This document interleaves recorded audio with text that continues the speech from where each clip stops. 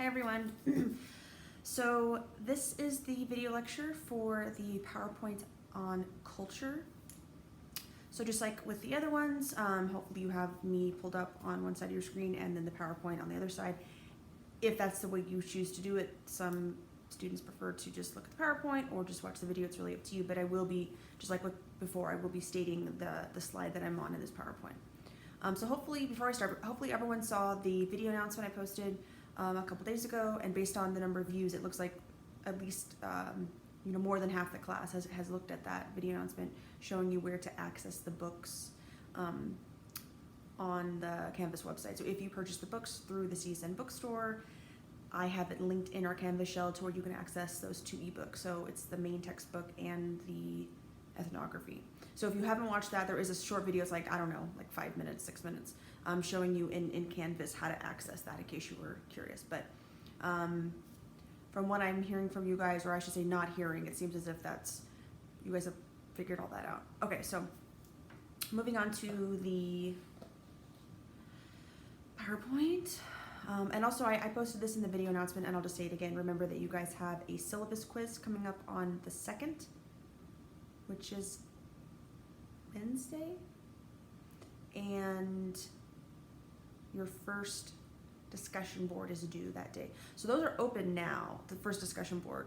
Like I mentioned in the video announcement, for the discussion boards, there's the due date, but I opened it up about a week before that, so you have that full time. So as far as when I checked yesterday, no one had responded yet. That's fine, you have until the 2nd.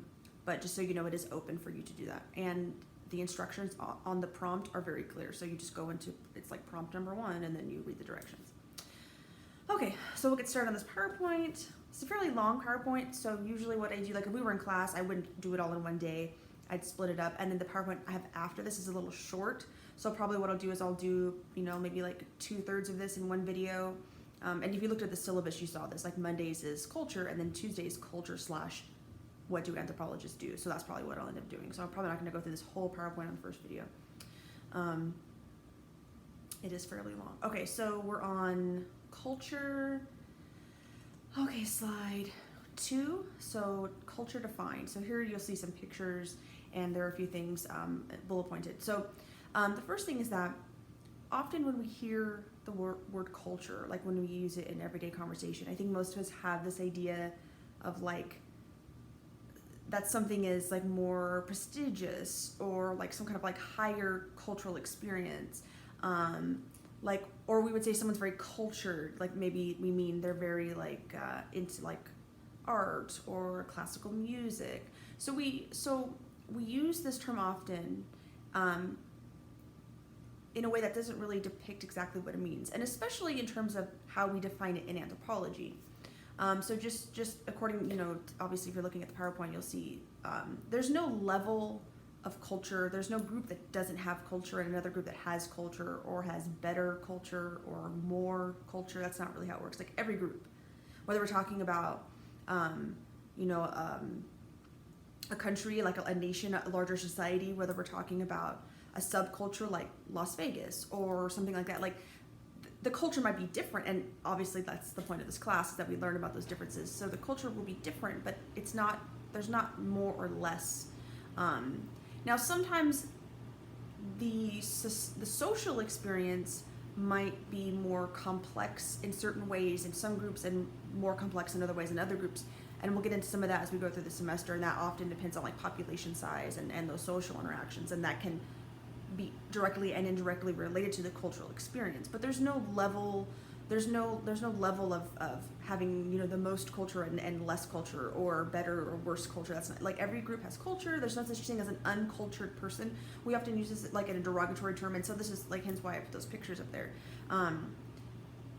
And we use the same thing with the term civilized. So just kind of get those ideas, like while we recognize like we maybe we don't use them, but we hear other people using them in that way. That's not correct. And per what I was saying in the last PowerPoint about ethnocentrism, get that idea out of your head that one group's way of doing things, whether it's, the religion they practice or the food they eat or their whatever, different cultural practices, like one is not better or worse than another, they're just different. And we'll, continue to talk about that idea. Okay, so slide 3.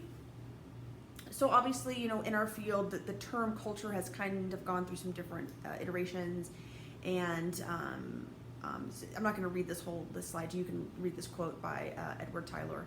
But basically looking like how do we define culture in anthropology? And I have on the next slide 4, is like a very simplistic breakdown of what this means. So culture is everything that people have, think, and do as members of a society. So you might be thinking, well, that's kind of everything. And that's the point. The cultural experience is essentially everything outside of you that's not the biological experience. So it is, it's often like why am I blanking? Like the social interactions you have, the material possessions you have, because those are going to be different from culture to culture and have different, cultural implications. And also even the way we think. And I know I mentioned this before in when talking about ethnolinguistics, about how the thought processes we have, the language we have, how culture, how those are all, are all tied together. So for culture is everything essentially that's outside of us, that's part of our environment, like our possessions, the behaviors that we have, the way that we think in terms of like the social interactions that we have. And on slide 5, you will see this kind of reworded just in a slightly different way. So the symbolic and social experiences and interactions that are created and interpreted in the mind of the individual or the group. I prefer this one because to me it's simple, but it gets at, I think, more the fact that culture is interactive. And we'll get into some of this in this PowerPoint too, about like how, like what are the factors involving in the cultural experience.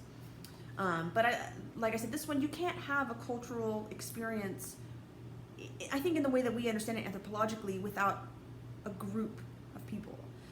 You alone, while you might have material possessions, that the richer cultural experience, I would say, the way at least we kind of understand it in terms of like research and how we look at it anthropologically, is definitely a lot about those interactions, whether they're like direct interactions you might have with an individual or the interactions you have with the cultural environment.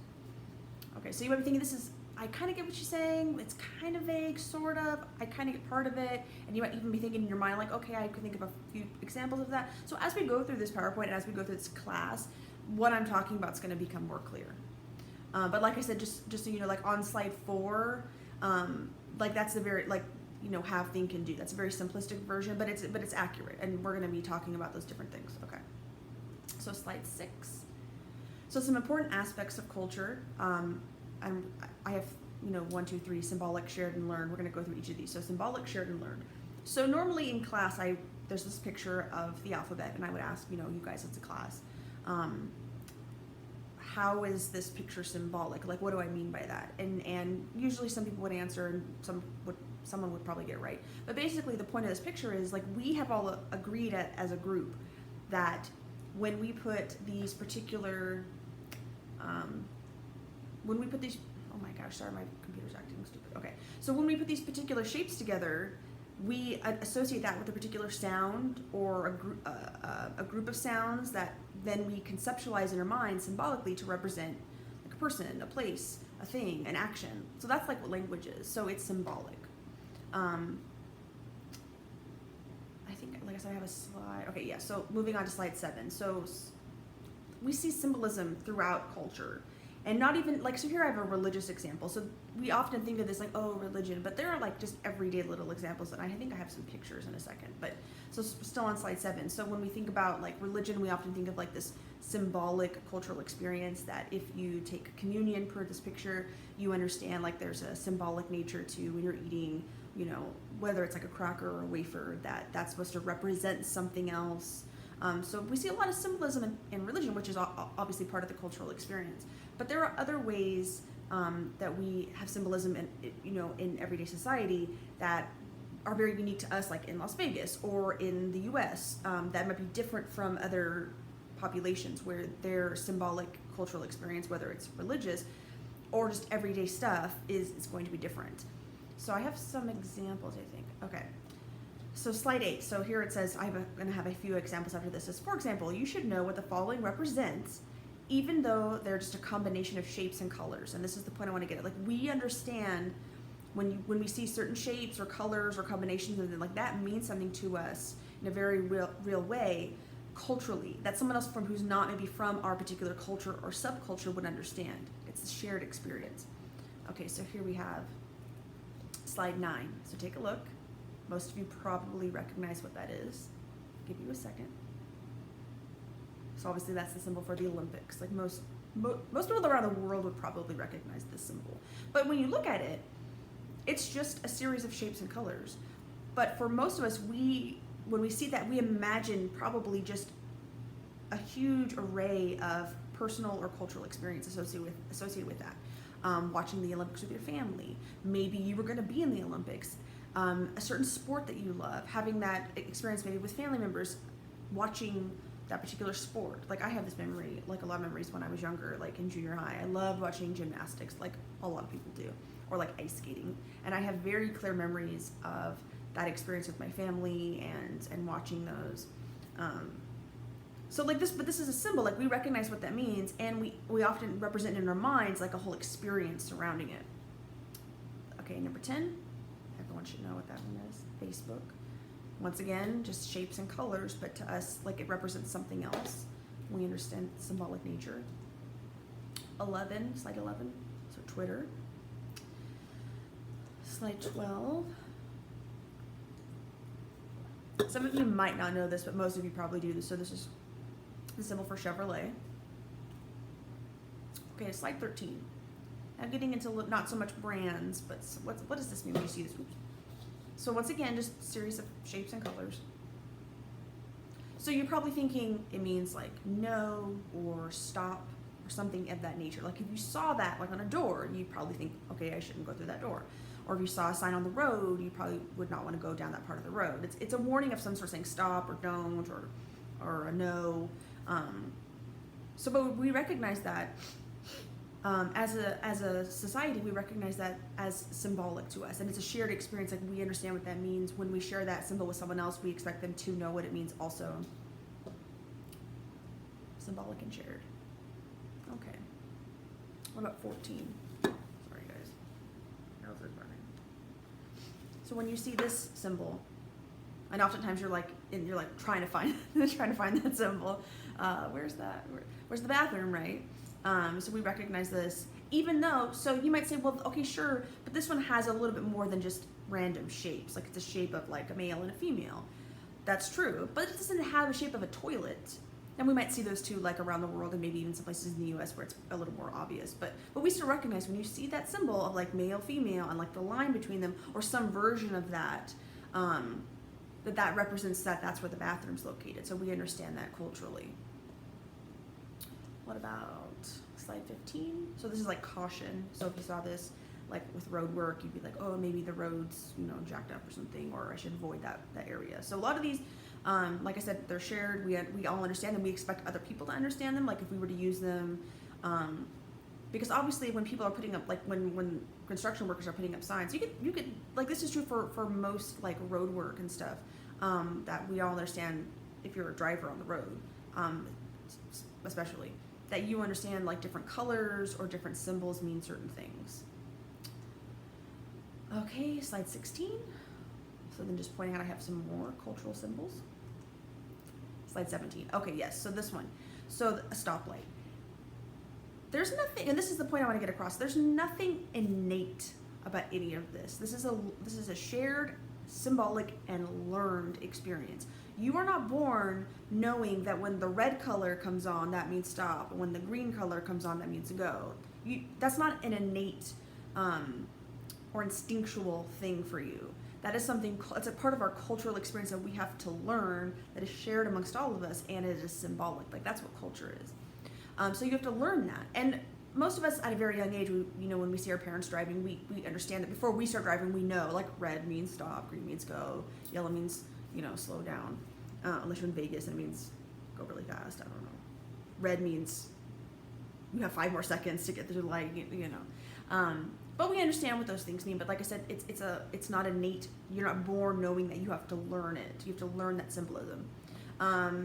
Because in other places in the world, the colors might be different. And if we went, for example, if we went to another culture and their colors were orange, blue, and purple, we wouldn't know innately, clearly the purple means go. Like, we wouldn't know that. We'd have to ask someone. We'd have to, like, visually probably see other people doing it, and then we're like, oh, okay, I get it. I have to learn that.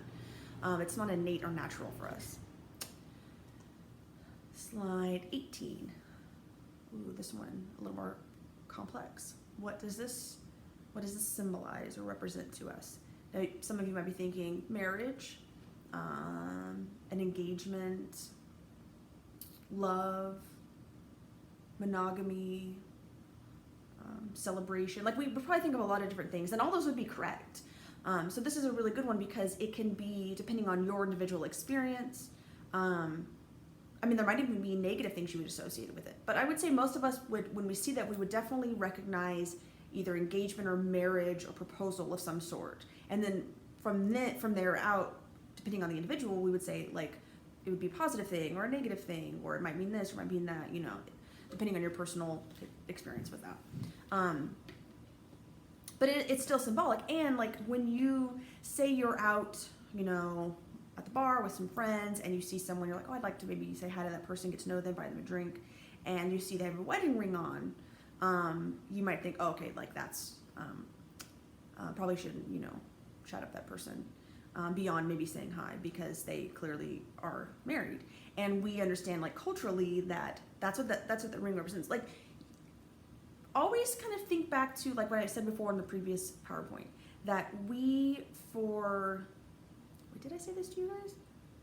About population size? I'm pretty sure. I'll kind of rephrase it again. For the majority of human evolution, we evolved in small groups. Imagine a group of like 30 to 50. It's only recently that has changed to where we live in populations that are much larger. And because of that, our cultural experience, the symbolic experience, is much different. So, like, think of it this way. Like, say you live in a group of 30 people or 50 people or even 100. You would probably know everyone's name. You would know who you liked, who you didn't. You would know who was good at which task and who was good at another task and who wasn't good at a lot of stuff and who was trustworthy and who what. You'd be able to hold all of that social information in your head. You would know all of that. You wouldn't need a symbolic piece of jewelry to remind you. You would know.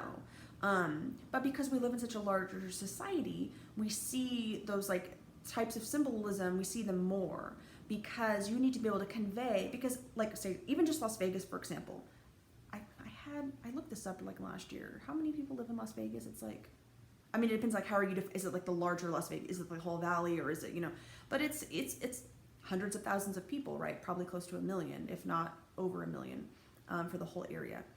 But there's no way you would know every person or know the important information about all the people who live. Like, there's no way.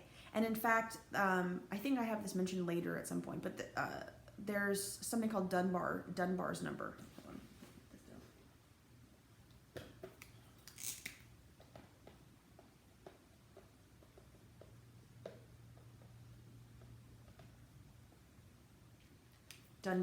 Dunbar's number.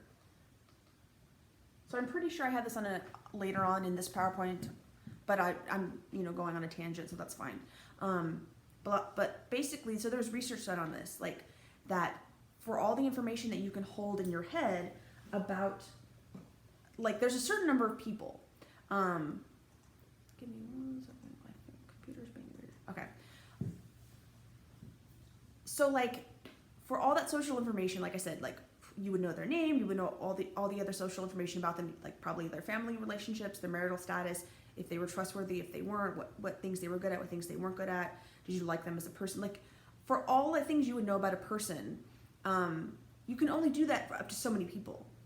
And this is where Dunbar's numbers comes in. There's a threshold where for, like, 99% of us, we can't really hold any more social information about a number of individuals. There's a threshold for that. And normally in class I would ask you guys, how many people do you think it is? And someone would say, 75 or 100. And I'll tell you right now, this is the amount. So, like, there are the exceptions to the rule because that's how everything is in nature. There's going to be an outlier, an exception. But for, like, 99% of people, the maximum number of people whose social information you can have, like, hold in just your mind without writing it down, without having a resource, Excel spreadsheet, just in your mind, is 150 people. That's it. That's like the max. And most people, like, this is like, probably a lot of people still can't even reach this number. And if you think about it, you're like, okay, because if you think about like your friends, your maybe friends of friends, your coworkers, family, and start to add all those people up, you're like, yeah, I know all that information about them. But then like that's probably about the number. It's probably 150 or fewer. And then you start thinking about other people like in your life, so who you encounter all the time. Like the further away from you, like socially, obviously, the less you're gonna know or care about them, because we live in such a large group. But still, like mentally, you can't hold all that information in your head. So like I said, so as a society, we've agreed. Like there are certain social symbolic things that we share because you wouldn't know that outright. Like if some random person walks into the bar, you don't know that. I mean, chances are you don't know that person. And so there needs to be a way that we basically display social information about ourselves. And we do this with clothing, with jewelry, with other material possessions that we have, with cars that we drive, with clothing that we wear. But jewelry is a really good example of this. And so this is one of those things where it represents a lot of social information right away with just having like a piece of jewelry on. And which finger, because like I have rings on, but I don't have a ring there. I'm not married. But like, I hope that this is clear to you guys. Okay, so I'm gonna move on. But keep this one in mind. And I think the next one's a jewelry example too. Yes, okay, perfect. So here's slide 19, another jewelry example. So you might see this for different types of religions, whether it's like a necklace or some other type of jewelry that they wear that is representing like their religion in some way. And so if you saw someone with like, so with this picture, someone with a cross, if you saw that someone wearing that, you might think, well, they're religious. You would probably think specifically be like, oh, they practice Christianity. To some degree, maybe you wouldn't know like which church they go to or anything, but you would have some sense of like they're probably religious, or the person maybe who gave that to them, maybe like their parent is very religious or something, but it has a religious connotation. So just a shape, and it represents so much more information to us. Okay, slide 20. So this one you might not be familiar with. So when you get your master's, you get what's called a master's hood, and it's like this thing, and they like there's like a hooding ceremony, and they put it on you, and like you're like, I have a master's degree, like I had this done, and the colors on the hood are going to be representative of like the school where you received your master's. But like, so this, like in academia, we could think like even like the tassel and the, not cap. I know there's a more specific name. You guys know what I'm talking about. But like the whole outfit, like to us when we see that, we're like, oh, someone has graduated. And maybe you're like, I'm not sure, is that bachelor's, master's? But we still understand like the general attire, that it means, it represents like that they have finalized some portion of their education. And then the colors, of course, are representative of the school. So it has a lot of symbolic meaning to us. And this is true for, I think I have, yes, on the next slide, so slide 21. This is true for like most types of uniforms. So when you see, so like on the right, you have someone who's clearly a doctor of some sort.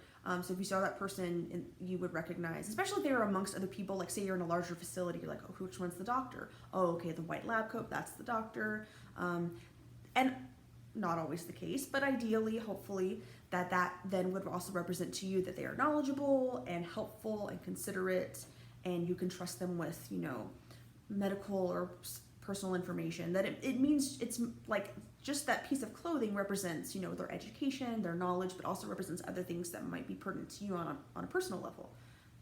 So there's a lot that goes into like clothing, and even, let me see if so on the next slide 22. So what are some other cultural symbols? So usually in class, you guys be like, oh, this or that, and we have some really good examples. We can't really do that right now, but I'll say like because I was just talking about clothing, like this is very true for clothing, especially when we start getting into sexual selection and what we want, and just other things like, but a lot of it often comes back to sexual selection. Like how do you want to represent in the society we live in as humans, as primates, as mammals? How are we going to represent your availability for your sexual availability, but also maybe your dating, your availability to date, or basically, like, what information are you trying to represent that you are a good choice, a good mate of some sort, either like short-term or long-term, and whether you're male or female, those are going to be different.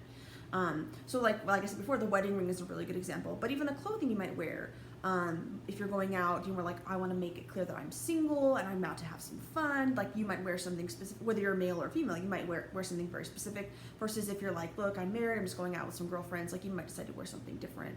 The clothing you wear to work is going to be very different than the clothing you wear to, Target. Not always. Like, I would say, like, I mean, I don't know.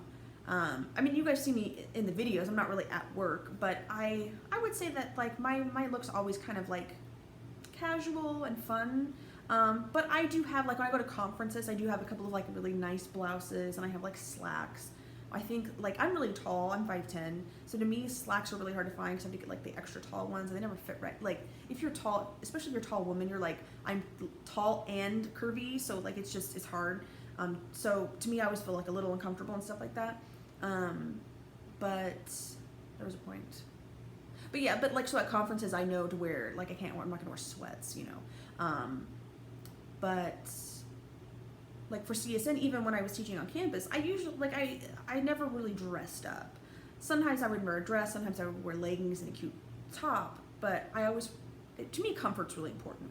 But like, if I was on a job interview, I might not wear something super tailored, but I definitely am gonna wear, I'm probably gonna put makeup on a little bit. I'm probably gonna, make sure I look extra nice, versus if I'm just running to the store real quick, if I have like leggings on or flip-flops or something, like, you guys understand what I'm saying, like that what you wear in multiple different types of like social situations, like that's, you are conveying important information to whomever is seeing you, or who you want to see you.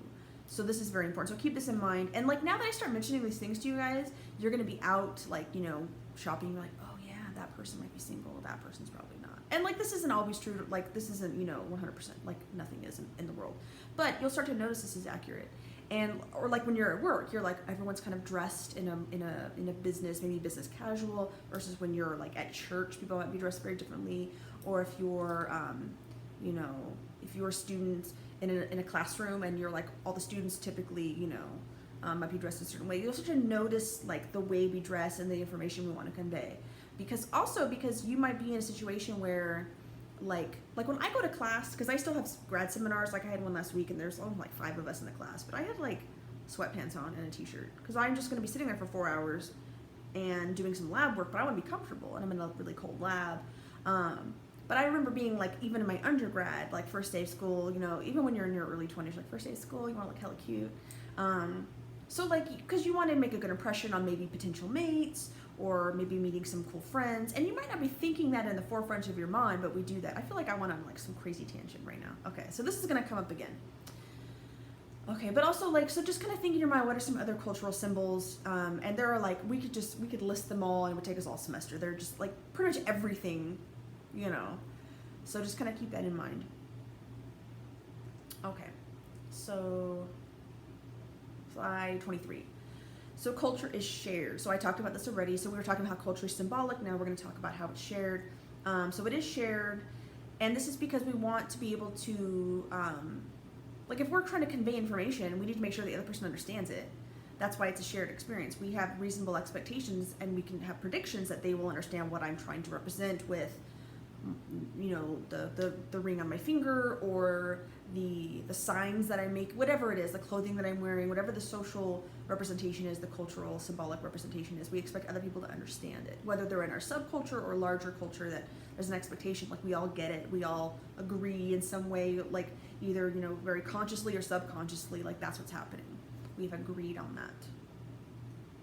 And like I said before, it's not like you're like, oh yes, I agree, like check the box, I agree to that. Like, like with the stop signs are a really good example. You grow up and you're like, oh yes. At some point, someone was like, let's make stop make red mean stop. And everyone was like, sounds good. And then people just started doing it. And then you adopt it, and then everyone starts doing it. And so then now you as a driver are like, oh yeah, when I was learning to drive, or when I was in the car, I'm 5 years old with my parents, I realized like red means stop, So it basically, I agree in that way. Like we've all agreed, yes, I'm going to participate in that, and this is what it means, and we all agree on it in that way. And also, I have a point here. Remember, humans are a highly social primate species, so this is very true. A lot of things that we do culturally, socially, it's because we are a highly social species, a primate species. So the majority of primate species are highly social. They live in groups with a lot of interesting social experiences between them, depending on whether they're male or female, or older or younger. And some of them have like different modes of like hierarchy. So humans are like that, obviously. And this explains a lot of what happens with us. So a really good example, and I think, like I said, I keep doing this. I think I mentioned this later in the PowerPoint or in another PowerPoint, but gossip. So we are really good because we are a social species. Social information is so important to us because remember, we evolved in very small groups. So knowing information about other people could be like life or death. Could mean you didn't eat that day. You need to know who knows where to find the best fruit, who never can find any, who's really good at hunting rabbits, who doesn't know what they're doing, who's a really good trustworthy person that you might ask to watch your stuff, who would steal from you. Like having all that information and being able to hold that in your mind and know that and remember it is so important. It could, like I said, it can mean you don't eat that day or ever, or you die or someone like, so social information is super important to us. In fact, we will often throw out other information that's not social, or our brains as primates, our brains are like primed and prepped to receive social information and not other types of information, which is why it's really hard for the majority of humans. Stuff like math does not come like naturally to us. So you might be in a math class and they're explaining it and you're like, oh yeah, okay, this makes sense. But then you, like 10 minutes later as you leave class, you're like, oh shit, I don't remember anything that they told me, you know. It's because it takes practice, you have to memorize a lot of it, you have to refer to your notes. Our brains are not like primed for that type of information for the majority of humans. But most of us, for social information, we remember it very easily. So as an example, you might remember, you guys are kind of young, but imagine back in like junior high, you probably can think of, if I gave you like a minute or less, all of you could probably think of a random rumor you heard in junior high, and you're probably thinking, yes, I remember one, you know, or high school or something, versus like maybe if I asked you about a math class you took in your senior year of high school or last semester at CSN or something, you'd be like, I don't remember anything I learned. You know, what's a t-test? You know, so that's the point. Like social information is really important to us. So always keep that in mind when we're talking about a lot of this, that humans as primates, we are very highly social, and social information is very important. Okay, slide 24. Culture is learned. So I said this already. So this is not a natural or innate experience. We have to learn this, whether it's all the symbolism we have to learn, whether it's, you know, signs or colors or symbols, whether it's those social interactions or experiences. And even when we were talking about last week about like what's considered like normal and stuff in society, like I said before, if someone sneezes and most time, even like this happened to me like a couple weeks ago, I was in the grocery store and I sneezed and a random stranger was like, bless you, and I was like, thank you. Like even strangers, we still do that. So those are things that are not innate or not, like they're not instinctual. We learn them because they're going to be different in other cultures where they learn something else. This is very different from like per this PowerPoint picture, that there are certain behaviors that are really natural. So like if you as a baby, like imagine you could run, say you are standing, you know, near a river and there's a bear charging towards you, like snarling and growling and, you know, showing its teeth. You don't need to learn to run away. Like your body you will instinctually know run, or at least instinctually your body will start like, you know, filling your body with adrenaline to like get you to go. You know, you might have a moment of like maybe flight or flight. Why am I freeze? Oh my God. You guys know what I'm talking about. Why am I blanking? I'm going to say it wrong. Oh, you guys know what I'm talking about. But so instinctually, there's certain like biological processes that are just innate, instinctual to us. We don't need to learn them. But the majority of our cultural experience has to be learned. And this begins, like I said, begins basically from the moment you're born. You start learning, whether it's, gendered expectations of you or the signs on the roadway, like all from the very, mundane to the very, complex and important, like we start to learn those things right away.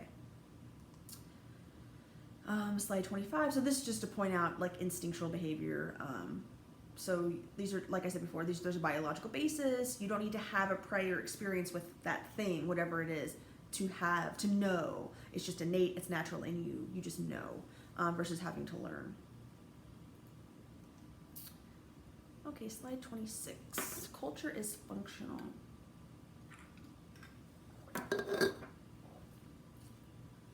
So now I mentioned this before on the previous PowerPoint.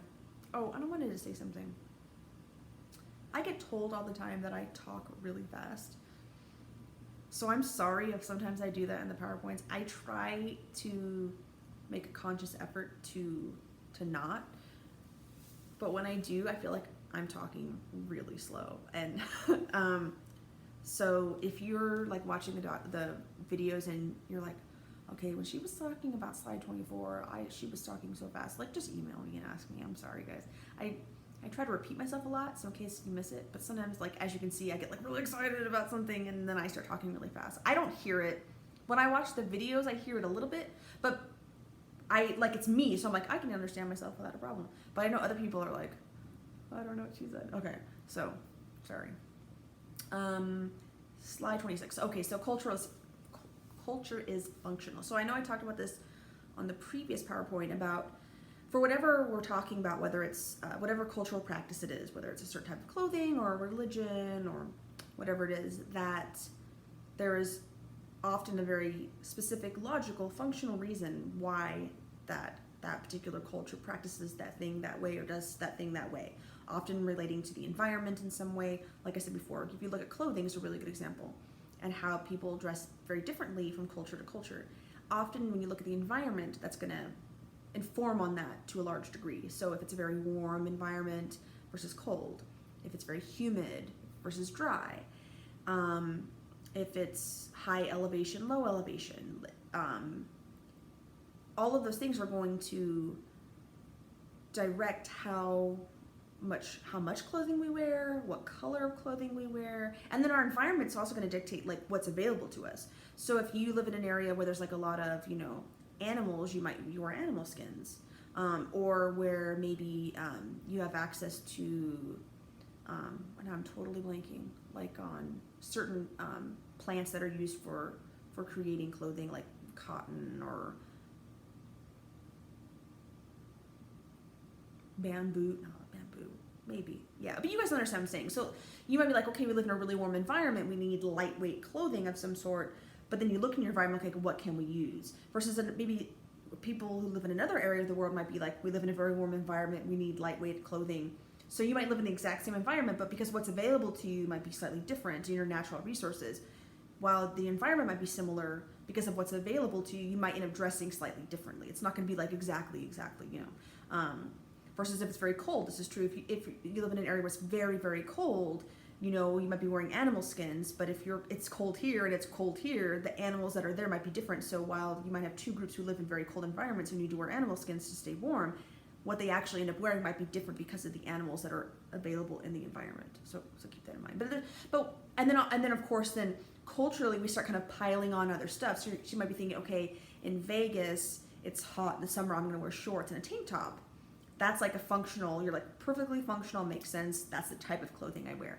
But all the other cultural things will add on to that. So, maybe pink and orange are like really popular right now. So everyone's wearing pink tank tops, or I don't know. Or like maybe it's like has like a symbol of like, everyone's really into what's it now? Like llamas. Maybe like your tank top has a llama on it. So we're going to end up having a lot of other cultural information on there than just what's like functional.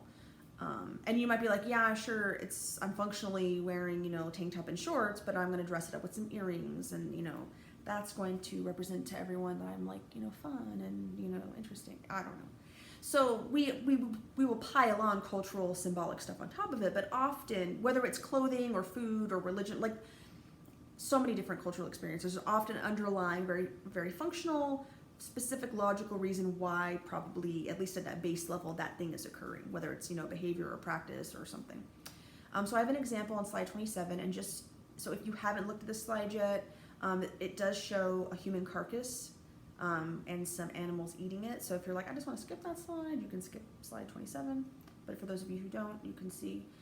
So sky burial, this is a really good example of this, and a very like memorable example.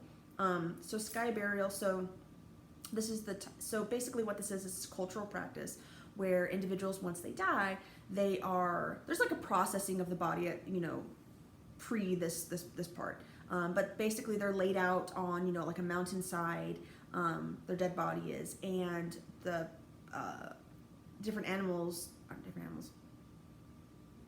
it's not always birds, but often it's birds, but other animals as well will come and eat the body and will, remove pieces and eat pieces, and basically your body gets, eaten by animals. Now some people, when they hear this, are like, oh my God, because what happens like in our culture, if you die, maybe you're going to be buried in a coffin in a cemetery, maybe you're going to be cremated, maybe you donate your organs, so you maybe, but there's only a few things. So like something like this is very different.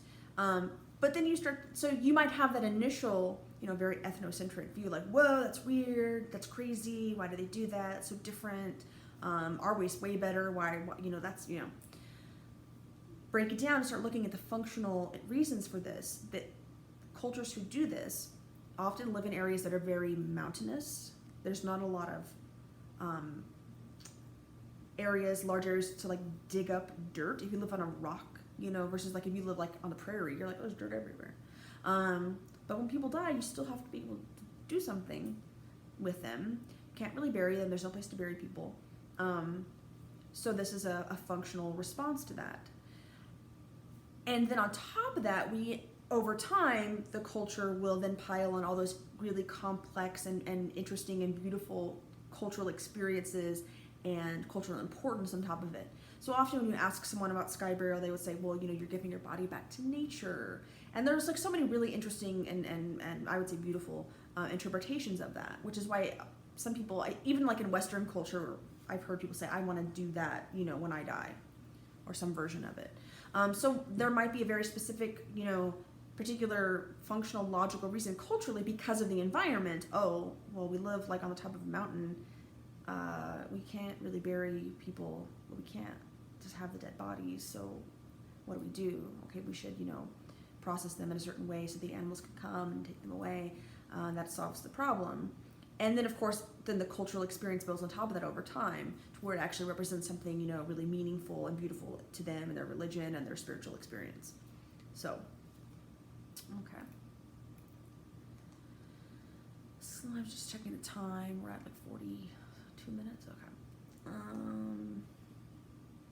Slide 28. So some more important concepts of culture and anthropology. So there are 4. We're going to talk about these. The first one is culture shock. So these next few slides are kind of wordy. The next 2 slides, very wordy, but I'll just kind of explain to you briefly. So culture shock. So basically, if you were to go to another culture, you're going to experience this if you're there for a long period of time. So like if you're like, oh, I traveled to France for 10 days, probably not going to have this experience. But if you were to travel somewhere, live somewhere for an extended period of time, let's say like 6 months, you're going to have something similar to this. So there are phases to culture shock. So the first one is the honeymoon phase. So this is when you are traveling, you often are always in phase 1. Everything seems so interesting and beautiful. The food is so like exotic or just different, and the spices and the flavors, and you love it, and you're just loving everything. And the people are interesting, and the language is beautiful, and the clothes, like everything is just very romanticized, and which is totally fine. That's like a normal, like hopefully for most people, breaking outside of your own like bubble and seeing that there are differences in the world is like a good experience, as it should be. But for the most part, most people, that's the only part that they experience. Now, as time goes on, you're going to go into what's called the frustration phase, where you're like, I'm starting to notice some things that are kind of annoying me or irking me, like the toilets are just not the same, or the hygiene of people is different.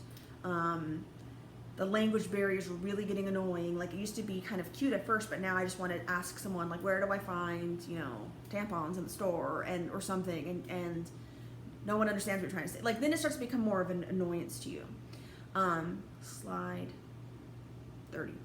Then there's the adjustment phase. Now, if you're there for like, so many months, you're like, okay, I got over the annoying part. Now I've learned the language a little more, so now I'm kind of adjusting to it, and it's not so bad.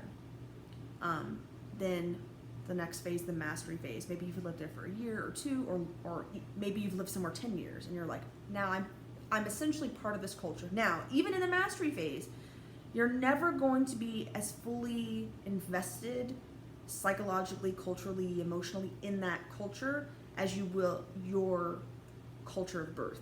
That's just how our brains work and everything. Even if you've lived somewhere for like 10 years, you're going to be fairly fully immersed, but it's never going to be the same as the culture of your birth and where you were raised, especially in those first 5 years of life. Like, there's a lot going on in those first few years. And this is the other thing, when you return, you're going to have what's called reverse culture shock, where even in your home area, you're like, oh, I don't like it, it's so different, because you were used to something else. So my friend, or I should say colleague, experienced this. So she went to Tanzania for 3 months, and she said she went through all this. First, it was just like, oh my gosh, you got to see a giraffe, and the people were so cool, and the language. And then after a while, I was like, oh, I got to pee in a hole in the ground, because she was out in the field, doing some anthropological work. And then after a while, then she just got used to it and ended up realizing how much fun she was having. But then she was like, I really want to go home. She got back to Vegas, and she realized, oh my God, she's like, and there's so many people, and it's so loud, and the lights are so bright. So she had this reverse culture shock experience. She went through all the phases. It was very interesting, so just kind of keep that in mind. So number 2, so slide 31, subculture. So I've used this word a few times, and most of you are probably familiar with this term anyway. So if we're talking about United States as a culture, we might say, well, East Coast versus West Coast is kind of a subculture of that. Or Las Vegas compared to everyone else in the country, we have our own kind of subculture. There are certain symbols we might have, or language we might use, terminology, or experiences that we have that are going to be very different from people who don't live in Las Vegas. Or even within Las Vegas, we could say people in academia, per the picture, are going to have a very different cultural experience. The terms that we use, the possessions that we have are going to be different. And then there's also another picture, if you are a subculture, like a linguistic subculture, like for those who use American Sign Language, obviously their cultural experience is going to be a little different based on the symbolism that they use and share with each other is going to be very different. And slide 32, you can even go into I think when most people hear subculture, they think this, cosplay. Here we have a biker club. So think about there's a very specific attire that those groups might have to wear. There's language that they use. There's a cultural, social experience that's different from the larger culture. So subculture can really kind of be anything, any subgroup that has a different cultural experience in terms of maybe the clothing they're wearing, the language they're using, symbolism that they share with each other. Slide 33, cultural pluralism. Okay, so this is a good point. So when you probably heard this term, I remember hearing this term in junior high and elementary school. The United States is a melting pot. But in anthropology, we avoid that term because it means not what you think it means. So for us, per the bullet point, melting pot is when you have a group like the United States where there's multiple cultures because people are immigrating, and the melting pot implies that it just all kind of dissolves, and everything, all those interesting, unique cultural experiences are melted away. In anthropology, we prefer to use the term cultural pluralism because to us it's more of a positive. It indicates it's not melting away. That ideally, we should be able to live in a society where those unique cultural experiences, the symbolic expression, communication, language, religion, attire, those things remain intact, and people can still use those, practice those, behave in those ways, and other people can in their own particular cultural ways. We don't lose any of that uniqueness. So it's slightly different from the term melting pot. And then number 4, hegemony. So this is when you have more of a dominant subculture within the larger culture, that kind of dictates certain things to the other subgroups. Like this is the way, and here I have an example, like is a really good example of this. Like these are the standards of beauty: tall, blonde hair, thin. And you're like, well, I'm never gonna be tall. And now do I have to like dye my hair? Do I have to dye it myself to death? Like so often what we see is, while you as an individual might say, like maybe you're a male, you're like, I like my women curvy, or maybe you're a female, you're like, I prefer myself with red hair. Like we all as individuals recognize that a lot of this stuff, standards of beauty especially, we're like, that's bullshit, everyone's beautiful, you don't have to be this or that, like who cares? But if I asked you all, do we as a society still kind of have like a standard? Most people say, as shitty as it is, yes, there is kind of a standard of thin, white, blonde. Now we might say that's in the last maybe decade, we could say that's probably changing, and I would agree with you, it probably is. But we're still seeing some of that, and we see this a lot. Like I said, with beauty standards is a really good example of hegemony, that subcultures might feel the need to strive towards the standards of another culture that they might not ever really be able to, and it's very unfair when we see this at different levels. Okay, I'm going to stop there. So that's the end of this one, and I will finish the rest of this PowerPoint when I talk about what anthropologists do for class on Wednesday. So I'll see you guys later.